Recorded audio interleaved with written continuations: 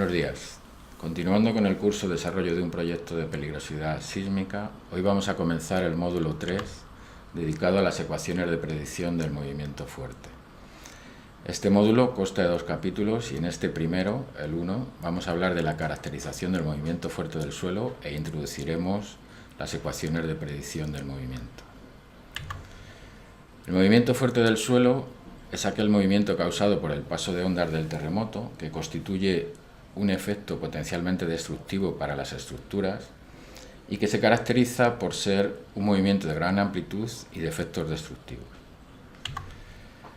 Está causado por terremotos grandes o muy próximos o también por terremotos grandes y lejanos si existe una amplificación local en el emplazamiento causado por otros efectos como podría ser el que haya depósitos de suelo muy blandos. Esto pasó en México en el terremoto de 1985, también en algunos sitios en el terremoto de Loma Prieta de 1989. En definitiva, el movimiento fuerte del suelo es aquel que supone una amenaza para las estructuras y es aquel que es el que primeramente tiene interés para la ingeniería sísmica y para la evaluación de peligrosidad. Por contra, hablaríamos de movimiento débil, weak motion, cuando el movimiento es de baja amplitud o está causado por terremotos lejanos o pequeños. Para caracterizar el movimiento del suelo, en la época histórica, el parámetro que se ha usado ha sido el de la intensidad macrosísmica. La intensidad macrosísmica es una medida de la severidad del movimiento del suelo en un sitio, basada en la descripción de los efectos del terremoto en personas, objetos y edificios. Las escalas más utilizadas tienen 12 grados y son la MS98 y la Mercalli modificada que se usa en América. Aquí he incluido un resumen de los grados de intensidad de la MS98 y podríamos decir que los grados en las estructuras, los daños en las estructuras empiezan en el grado 7 y para los grados altos la asignación de intensidad se hace basándonos en el daño en las estructuras, a diferentes clases de estructuras. Y para los grados bajos, esta asignación de intensidad se hace fundamentalmente basándonos en los efectos en personas u objetos.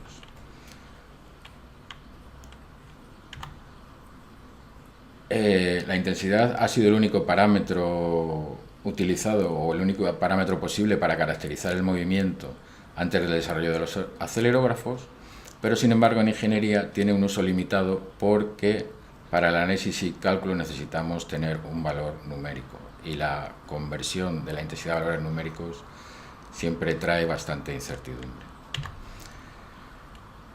En la época instrumental las medidas se han realizado a partir de los registros de acelerógrafos. Un acelerógrafo es un instrumento especialmente diseñado para registrar el movimiento fuerte que contiene un sensor con una frecuencia propia alta y que hace que la salida sea proporcional a la aceleración del suelo en un amplio rango de frecuencias.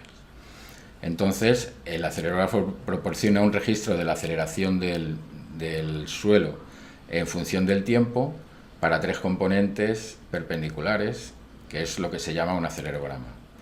Los primeros acelerógrafos fueron instalados en California en 1932. Aquí tenemos un ejemplo de un acelerograma registrado en España en 2011, es el terremoto de Lorca en la provincia de Murcia, y en el que podemos ver que la componente norte tuvo un máximo de aceleración bastante elevado de 0,36 G. El interés en la caracterización del movimiento a partir de los registros de aceleración está básicamente relacionado con que la aceleración define las fuerzas que el terremoto ejercerá sobre las estructuras. Entonces, diferentes tipos de parámetros han sido o son utilizados para caracterizar y destacar diferentes aspectos del movimiento del suelo, como son la amplitud, la duración y el contenido frecuencial. Así tenemos los valores pico, PGA, PGV, PGD,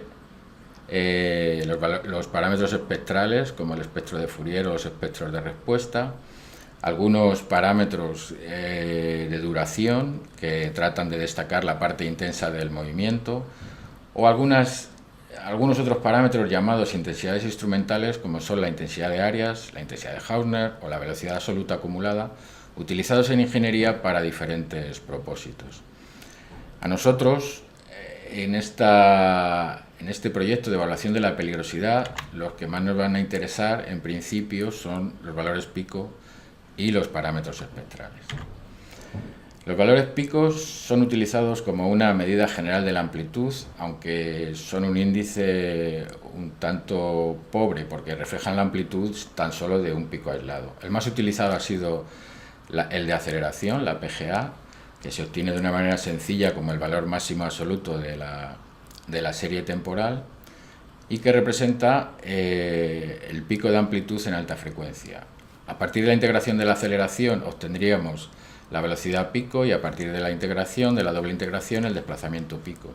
Esto representarían respectivamente periodos medios y periodos largos, o largos periodos, pero realmente el pico de desplazamiento ha sido poco utilizado porque la doble integración conlleva algunos inconvenientes. Aquí tenemos el ejemplo del acelerograma anterior del terremoto de Lorca, en el que lo que se ha hecho ha sido integrar la componente norte de aceleración para obtener la velocidad y el desplazamiento, y de ellos los valores pico. El valor pico de velocidad es de 36 centímetros por segundo, el valor pico de desplazamiento es de 3 centímetros. Aquí tenemos otro ejemplo, en este caso del terremoto de Northridge de 1994, un terremoto de una magnitud bastante mayor que la del anterior.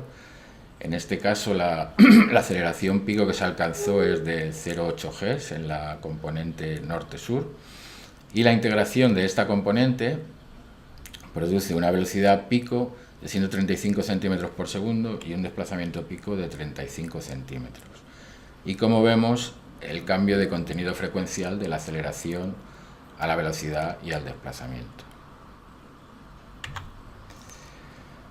Entre los parámetros espectrales, el análisis de Fourier permite transformar una señal temporal, es decir, esto es del dominio del tiempo al dominio de la frecuencia, ver una representación de la señal en función del tiempo a una representación de la señal en función de la frecuencia a través de los espectros de amplitudes y de fases.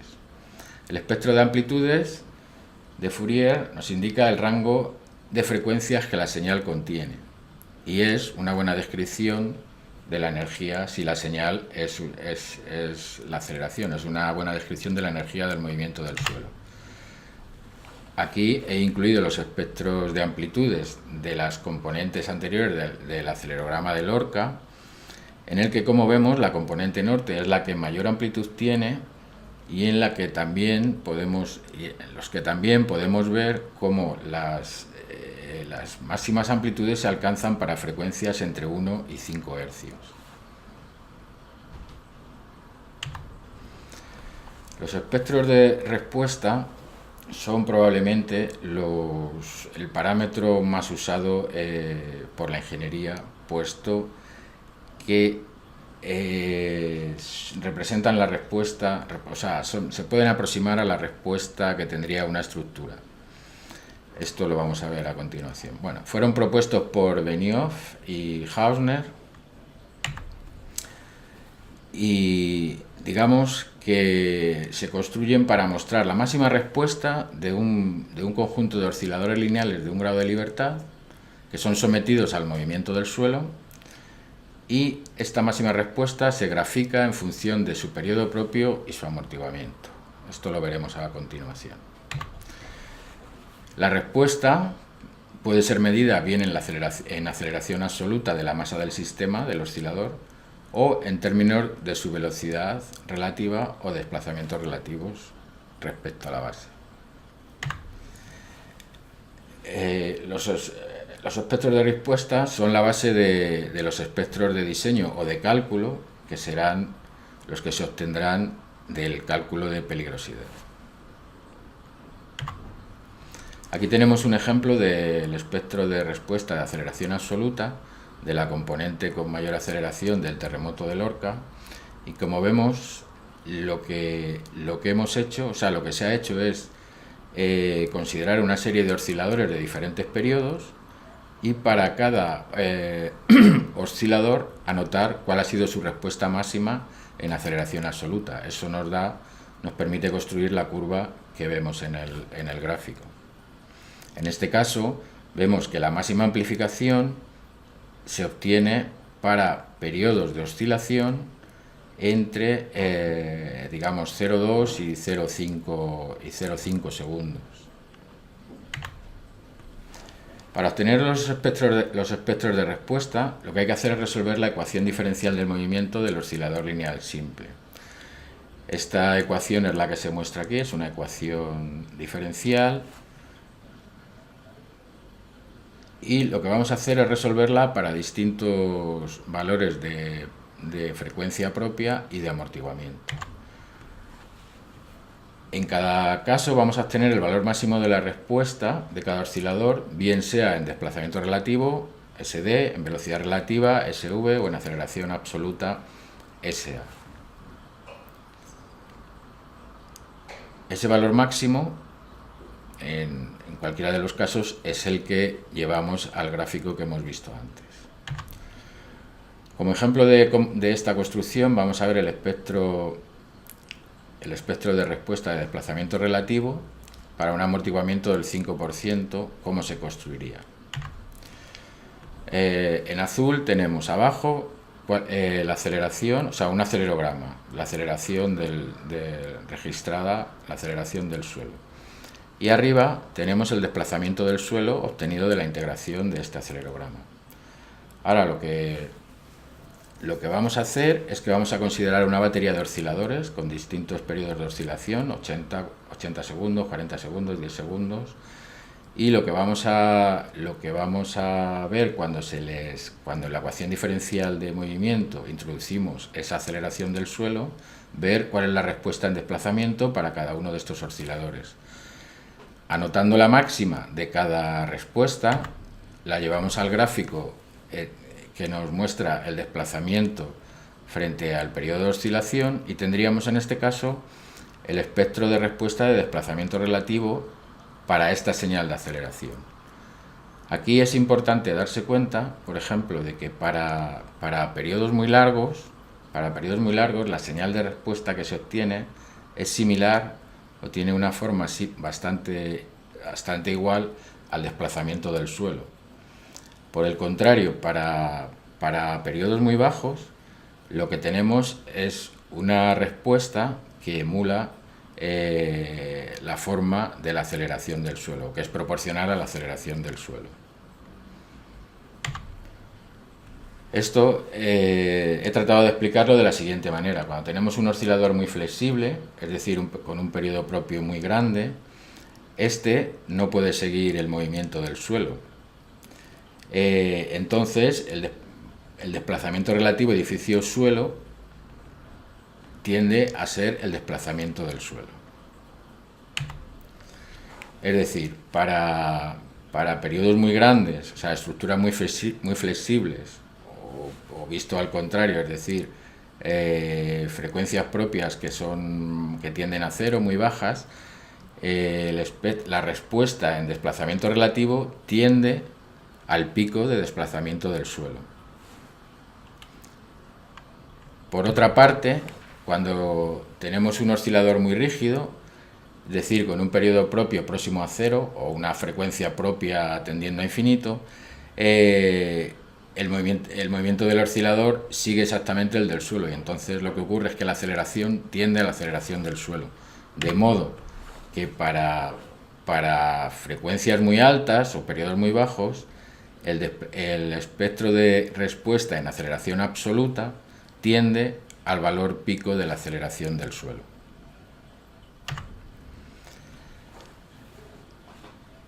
Para abundar en los espectros de respuesta y en la aceleración pico, aquí tenemos 4 acelerogramas de distintos terremotos, todos terremotos grandes, en los que lo que se tiene es una misma aceleración pico de aproximadamente 0,18 G. Sin embargo, vemos que los espectros de respuesta muestran un comportamiento bastante diferente al que cabe presumir de tener la misma amplitud en los 4 acelerogramas. En el espectro de respuesta vemos cómo esta es distinta según los periodos de oscilación que estemos considerando. En consecuencia, habrá estructuras con un periodo de oscilación que estarán más afectadas que otras según su periodo propio y según el terremoto que les haya entrado. Una cuestión más acerca de los pseudoespectros de respuesta elástica es que se definen también los pseudoespectros. Estos son una forma simplificada de obtener la velocidad y la aceleración a partir del desplazamiento relativo.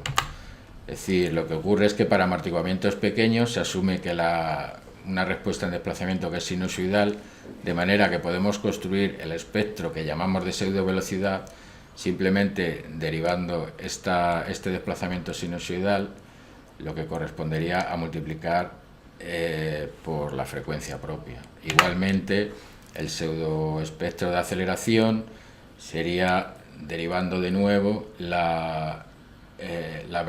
espectro de desplazamiento, el espectro de velocidad derivando de nuevo obtendríamos el espectro de pseudoaceleración, que sería la frecuencia propia multiplicada por el espectro de respuesta en desplazamiento.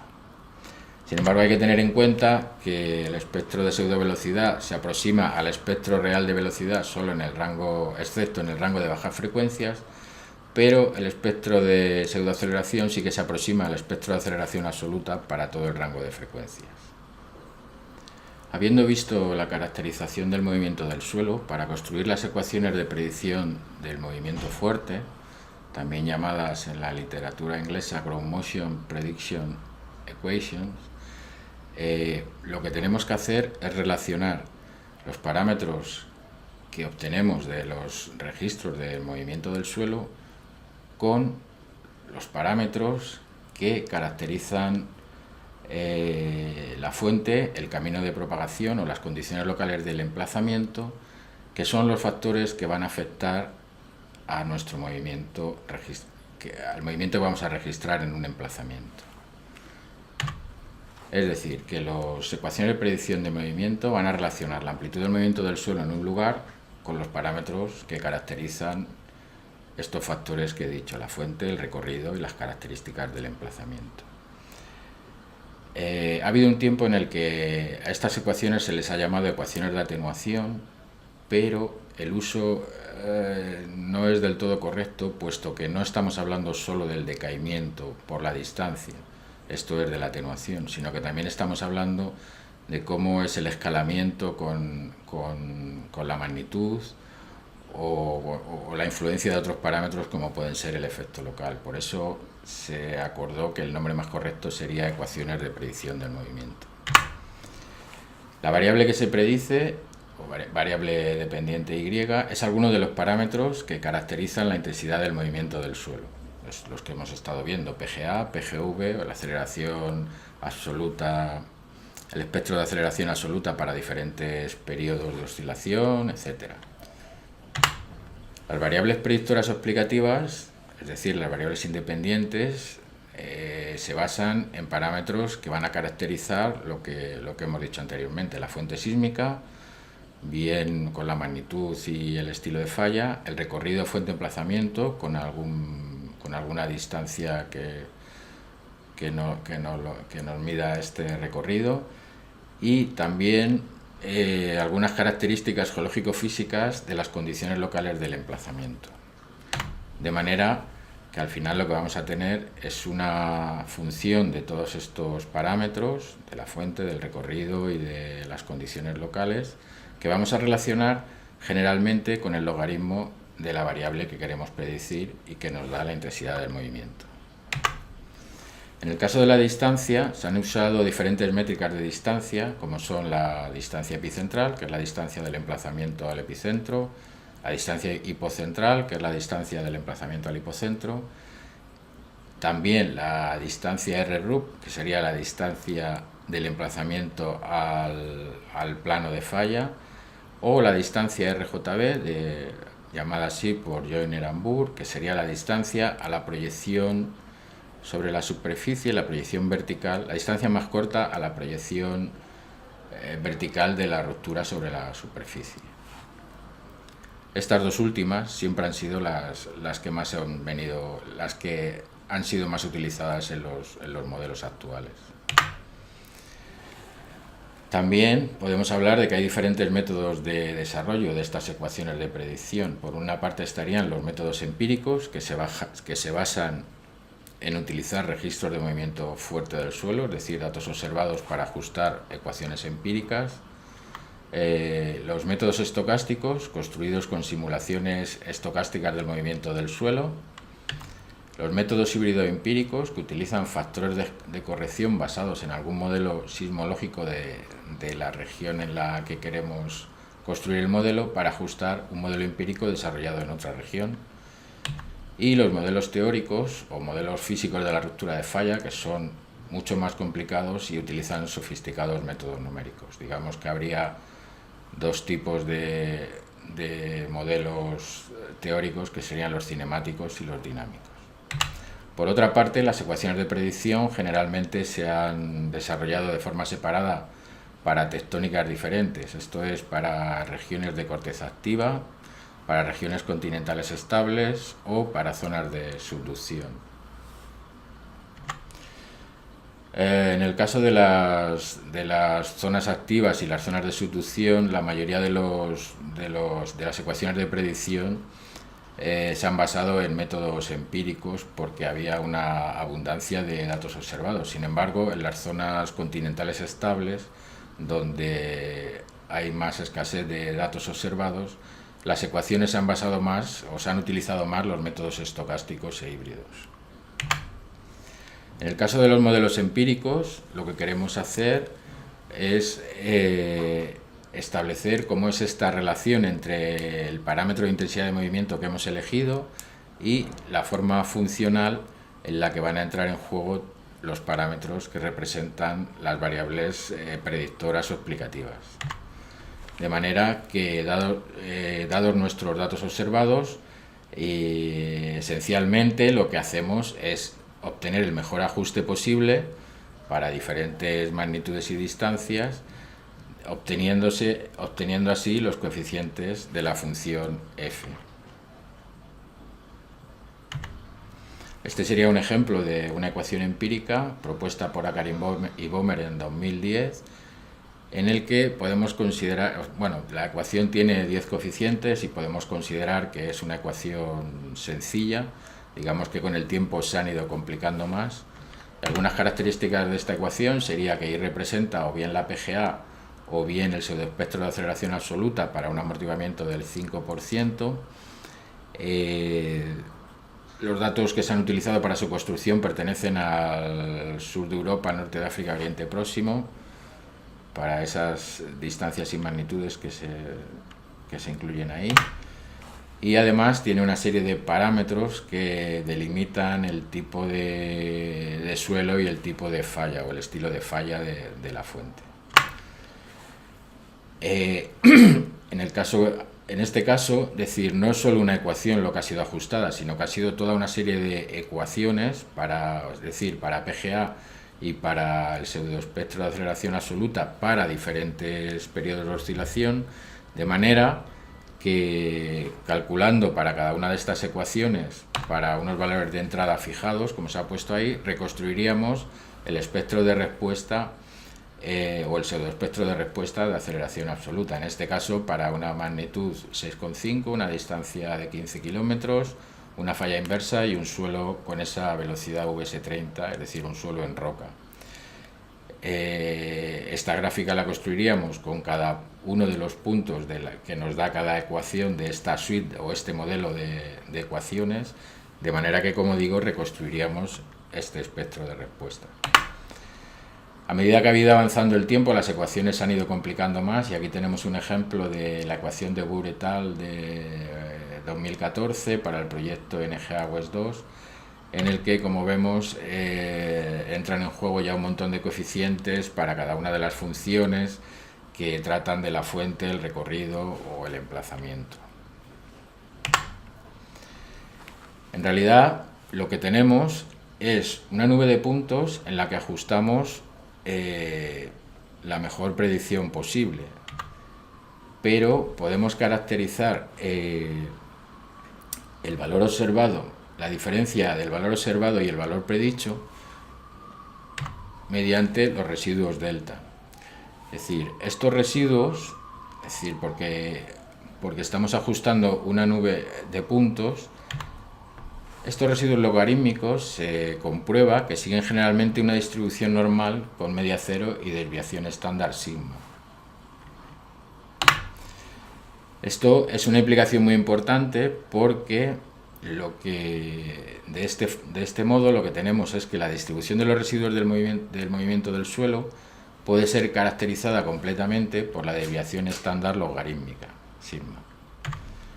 Y entonces, introduciendo la variable epsilon, que sería los residuos normalizados por la desviación estándar, podemos hablar de diferentes curvas según el valor de epsilon que queramos considerar.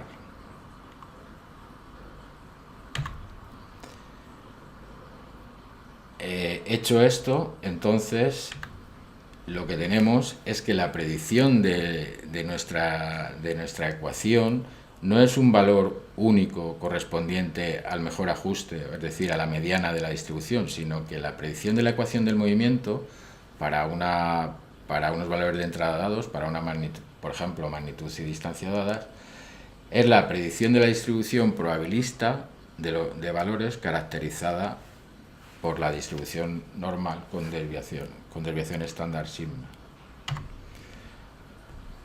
Es decir, que nuestra predicción de la intensidad de movimiento estará dada por la función de variables explicativas que recoge los efectos de la fuente, la distancia y las condiciones del emplazamiento, más un delta, o lo que es lo mismo, esa misma función, el valor resultado de esa misma función, más epsilon veces la desviación estándar sigma.